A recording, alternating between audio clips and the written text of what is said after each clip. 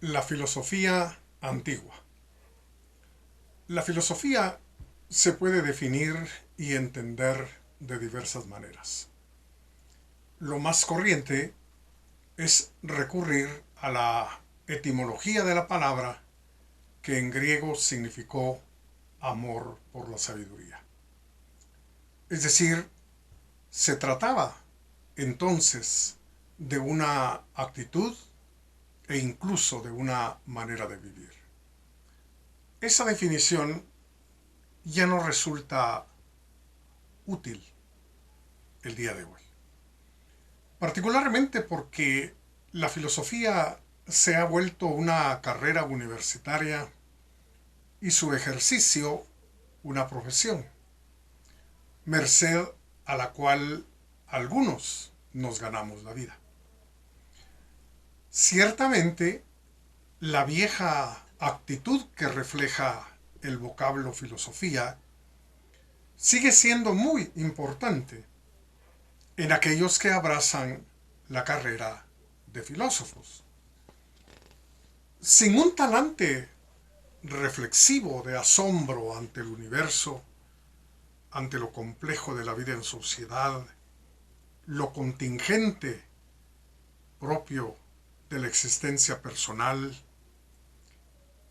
las enormes diferencias entre la naturaleza y lo humano, como la belleza y la justicia, prácticamente no se va muy lejos estudiando filosofía.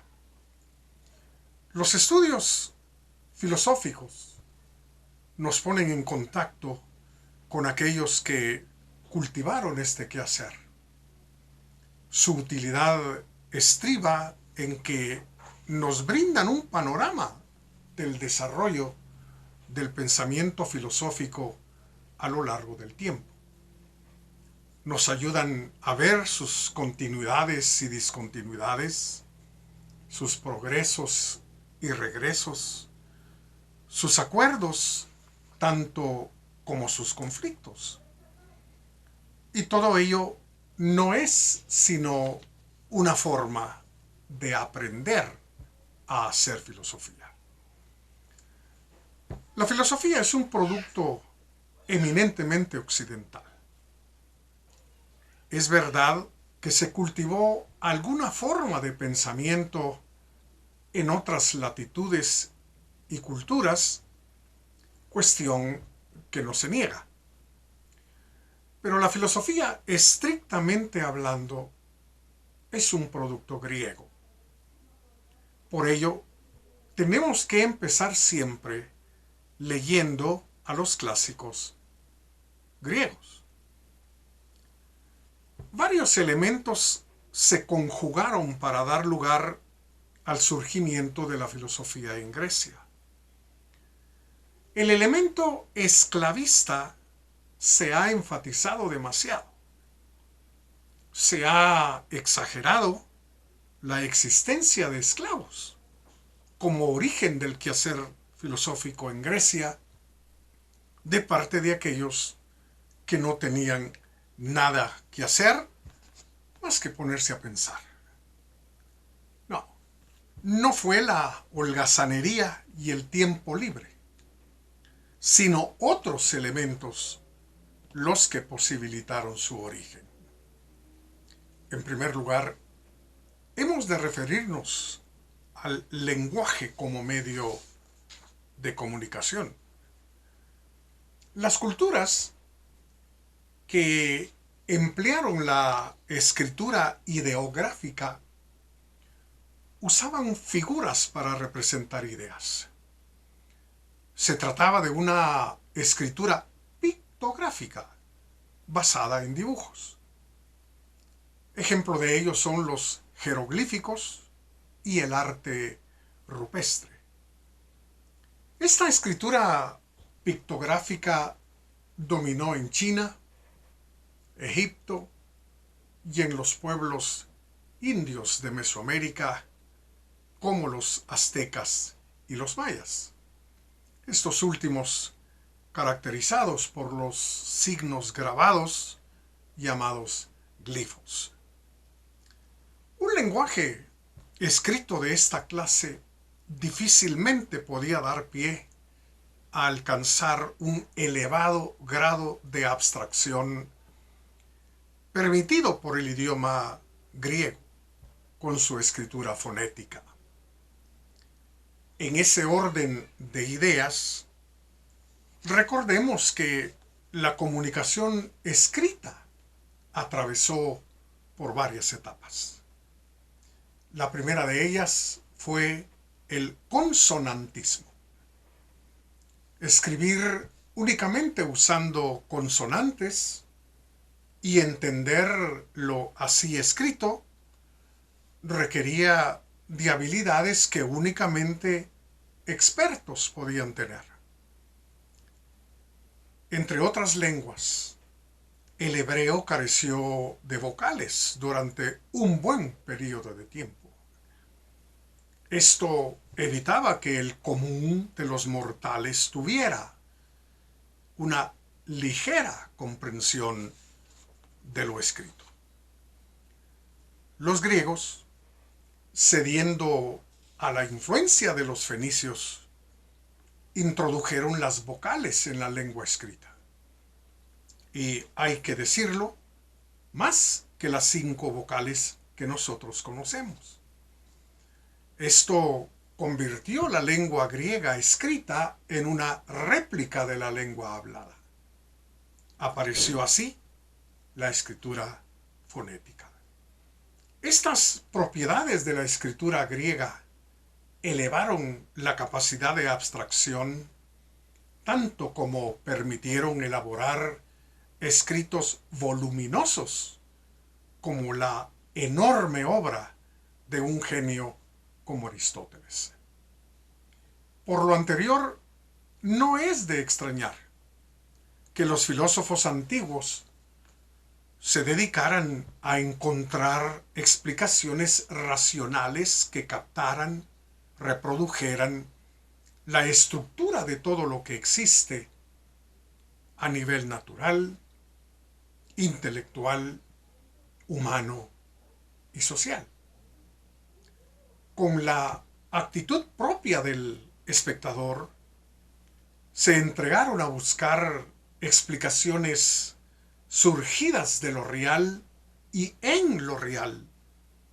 Explicaciones, en todo caso, de carácter conceptual.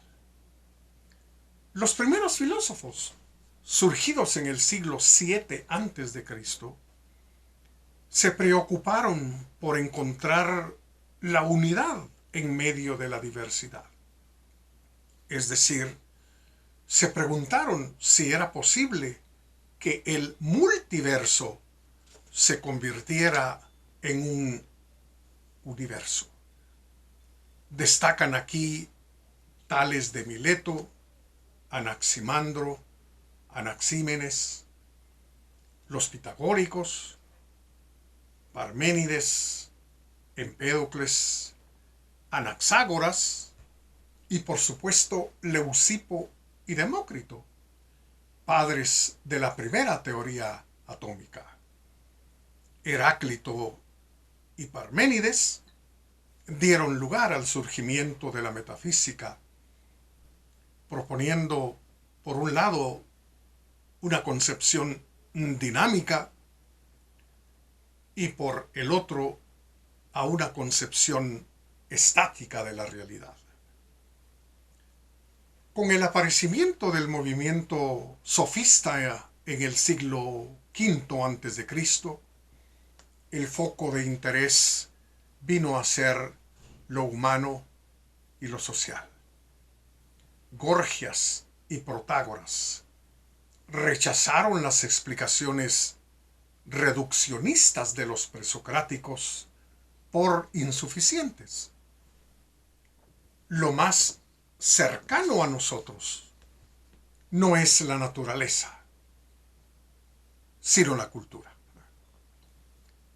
Nacemos en una familia que es parte de un ámbito cultural. Allí encontramos hábitos, costumbres, creencias de todo tipo, religión, y, por supuesto, una lengua. Todo lo cual difiere de un grupo humano a otro. Este fue el gran descubrimiento y el gran giro dado por el pensamiento de los sofistas. Estos fenómenos humanos y culturales no pueden explicarse al modo presocrático. Se explican más bien y se mantienen por consenso práctico, sencillamente porque convienen. Así se reconoce la diversidad cultural sometida metafísica y epistemológicamente al relativismo. Los sofistas establecieron que una es la esfera natural y otra muy distinta, la esfera cultural, humana, social. Cada una integrando la realidad de la que somos parte, pero obedeciendo a explicaciones distintas. Sócrates continuó con aquellas inquietudes, efectuando respecto a lo humano propuestas un tanto diferentes. Para Sócrates sí es posible una ética y una política universales. Sostiene un racionalismo moral y político. Afirma que la virtud es conocimiento. A ello se puede llegar gracias al método socrático integrado por la ironía y la mayéutica. Entre los siglos V y IV antes de nuestra era aparecieron en escena Platón y Aristóteles. Platón mantuvo un dualismo que permea todo su pensamiento. En lo ontológico, el mundo material y el mundo de las ideas. En lo epistemológico, los sentidos y la razón. En lo antropológico, el cuerpo y el alma. En lo político, quienes saben y gobiernan y quienes ignoran y son gobernados. Aristóteles, por su parte, mantuvo una actitud crítica frente a su maestro Platón. En general, abandona el dualismo platónico. La ontología, la epistemología, la antropología, la ética y la política, como la psicología, tienden en Aristóteles a tener como fundamento la unidad. Materia y forma, los sentidos y la razón, el alma y el cuerpo, los gobernantes y los gobernados, constituyen elementos que deben verse integrados y no separados y en pugna. Mención aparte merece aquí la filosofía helenística, desarrollada a finales del siglo IV antes de la era cristiana y que perduró hasta mediados del siglo II de nuestra era. Diversas escuelas se desarrollaron orientadas hacia lo ético y lo sociopolítico. La escuela cínica, fundada por Arístenes, promovía una vida de sencillez y simplicidad. La escuela cirenaica concedió importancia al placer, incluyendo el placer espiritual, y a la serenidad libre de inquietudes. La escuela epicúrea, fundada por Epicuro de Samos, veía en la ataraxia, es decir, en el control sobre placeres y dolores, la fuente de la tranquilidad y del perfecto equilibrio entre la mente y el cuerpo. La escuela estoica, fundada por Zenón, no solamente promovió el ideal de una vida sencilla y de autocontrol, también cultivó la lógica como instrumento de conocimiento, la física como conocimiento del mundo y la ética como arte del buen vivir.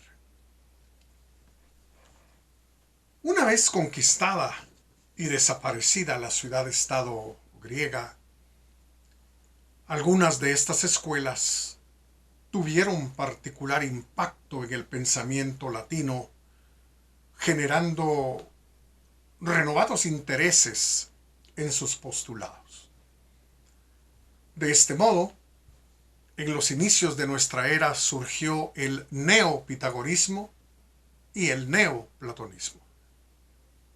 El epicureísmo y el estoicismo, por su parte, se difundieron en Roma, recibiendo particular atención de pensadores como Séneca, Epicteto, Marco Aurelio y Cicerón. Atención especial merecería tratar el pensamiento judío y el pensamiento cristiano en los inicios de nuestra era, en tanto elementos cuya influencia en la filosofía antigua es innegable. A la cabeza de los intentos por hacer dialogar el pensamiento judeocristiano con la filosofía greco-romana están Pablo de Tarso, Filón de Alejandría y Clemente de Alejandría.